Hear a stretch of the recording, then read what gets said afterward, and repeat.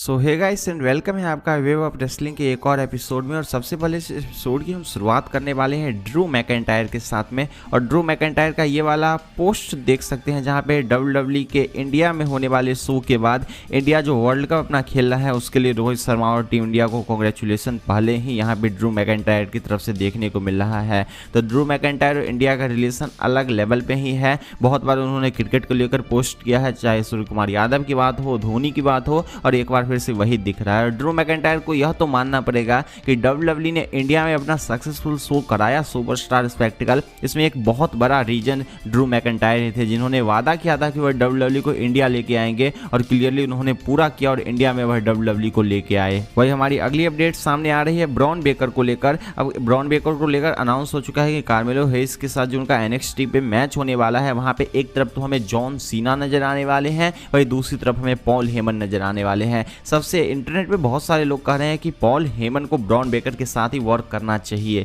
अब देखो, bronze baker की बात की जाए तो वह एक अच्छे टैलेंट है और ऐसे लग रहा है जिस तरीके की वह सुपरस्टार है, जिस तरीके का पावरफुल वह यूज कर रहे हैं, ब्रॉन बेकर और पॉल हेमन की जोड़ी आने वाले फ्यूचर में काफ़ी अच्छी चल सकती है। हालांकि इसका भी कोई सेंस नहीं बनता है क्योंकि पॉल हेमन अभी रोमन रिंग्स के साथ है और हम नहीं जानते कि रोमन के बाद वह किधर जाने वाले हैं। क्या वह एक बार फिर से ब्रॉक लेसनर के पास जाने वाले हैं या फिर वह किसी और को खोजने वाले हैं। लेकिन जो हमारी अगली अपडेट सामने आ रही है वह कोडी रोड्स की तरफ से है। और कोडी रोड्स के शेड्यूल की बात की जाए तो उनका यह आप शेड्यूल का लिस्ट देख सकते हैं। और आने वाला जो वीक होने वाला है उनके लिए पूरा पावर पैक होने वाला है। WWE के NXT के शो पे होने वाले हैं, स्मैकडाउन के शो पे होने वाले हैं, WWE के मंडे नाइट रॉ पे वह रहते ही हैं, साथ में fast lane premium live event में भी वह मैच को रेसल करने वाले हैं। तो कोडी रोड्स और सेथ रॉलिंस पिछले कुछ दिनों से लगातार अपने आप को प्रूव कर रहे हैं और टॉप लेवल पे बैक टू बैक मैचेस को रेसल कर रहे हैं, सारे शो को अटेंड कर रहे हैं और हर एक चीज जो हम एक्सपेक्ट नहीं करते हैं एक सिंगल सुपरस्टार से, वह दोनों यह करके दिखा रहे हैं। और इसको लेकर कोडी रोड्स का रिएक्शन भी सामने आया है।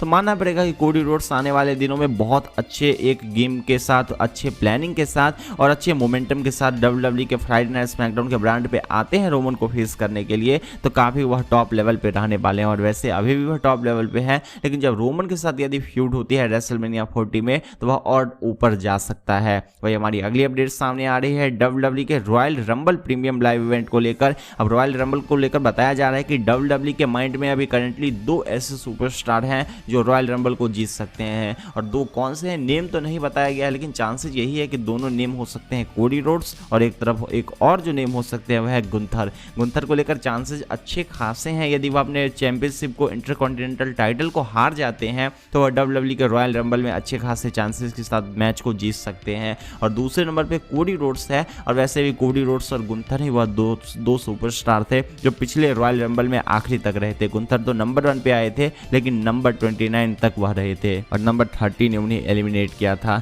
तो यही कुछ रिपोर्ट सामने आ रही है WWE के royal rumble premium live event को लेकर। और रॉयल रंबल में अभी काफी टाइम है तो बहुत सारे स्पेकुलेशन आने वाले हैं, स्पॉइलर आने वाले हैं कि कौन सा हमें रॉयल रंबल को जीतते हुए नजर आ सकता है। और जो हमारी अगली अपडेट सामने आ रही है वह CM पंक को लेकर है। अब CM पंक को लेकर फाइटफुल ने एक बार फिर से रिपोर्ट किया है कि WWE के लोगों का क्या कहना है। उन्होंने बताया कि सेथ रॉलिंस बार बार टीच कर रहे हैं कि CM पंक WWE में रिटर्न करने वाले हैं। लगातार कुछ ऐसे चीज बोलते हैं जो क्राउड उन पे रिएक्ट कर रहा है, लेकिन जो क्रिएटिव टीम है उनका मानना है कि कोई ड्रास्टिक चेंज यदि नहीं होता है तो CM पंक का रिटर्न अभी WWE के कार्ड पे नहीं है। लेकिन एक चीज मानना पड़ेगा कि यदि CM पंक का रिटर्न भी होता है तो इतनी जल्दी WWE कहने नहीं वाले हैं क्योंकि यह बहुत बड़ा रिटर्न होने वाला है। पिछले 10 सालों के बाद CM पंक फाइनली WWE में आने वाले हैं और वह भी तब आने वाले हैं जब WWE की सबसे बड़ी राइवल कंपनी AEW ने एज को अपने में साइन कर लिया है। और एज को न केवल साइन किया है बल्कि AEW से ही रिलीज होने के बाद CM पंक WWE में आने वाले हैं। तो यह तो मानना होगा कि WWE खुद कभी एक्नॉलेज नहीं करने वाली है कि वह CM पंक को लेकर आ रही है, लेकिन ऐसा कहना है कि CM पंक को लेकर अभी क्रिएटिव टीम कुछ भी क्लियर नहीं कर रही है। लेकिन जो हमारी फाइनल अपडेट सामने आ रही है वह WWE में रोमन रिंग्स और जे उसो को लेकर है। अब बात की जाए आने वाले फ्राइडे नाइट स्मैकडाउन के शो पे तो वहां पे कोडी रोड्स के साथ एक बार फिर से हमें जे उसो नजर आने वाले हैं और लंबे टाइम के बाद जे उसो के स्मैकडाउन पे वापसी होने वाली है। काफी बड़ा मोमेंट यह होने वाला है जब स्मैकडाउन पे जे उसो वापसी करेंगे।